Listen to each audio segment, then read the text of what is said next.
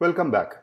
Now we want to provide a link to this particular title. That's the general practice. When you click on that, the idea is you go back to the home page, which is nothing but our localhost 3000 slash or just 3000.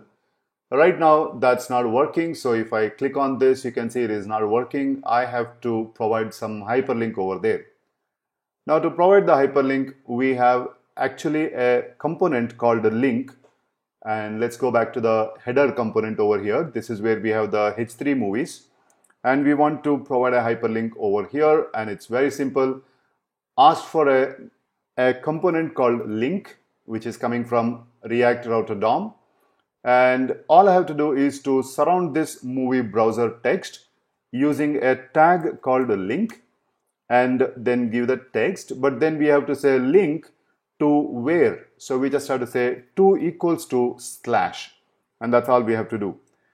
This also by default brings an underline because it's going to be converted into a ahref, and by default the ahref will always have an underline. You can see that there is an underline over here, but clicking this anyway takes me over there without any problem. No page reload, but the component gets changed. And if I don't want that underline, I just have to add a style, and I'm going to just add here a style.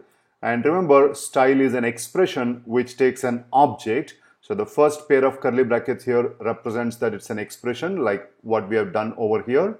But the second pair of curly bracket now represents an object, and the object is supposed to have the CSS properties. I have to say here text decoration, and then I'll say here a value of none, indicating I don't need any extra decoration. So don't get confused that there is a double curly bracket, like if you're coming from Angular or Vue.js, you'll see that the double curly bracket represents a kind of an expression.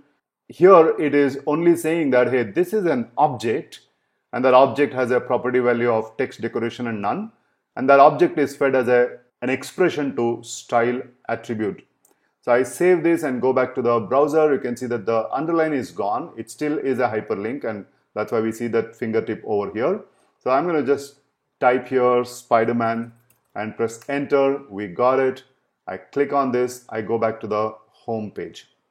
And that's the end of this lecture. In the next lecture, let's see one more component where when we click on a particular movie, I want to get the complete details about this particular movie.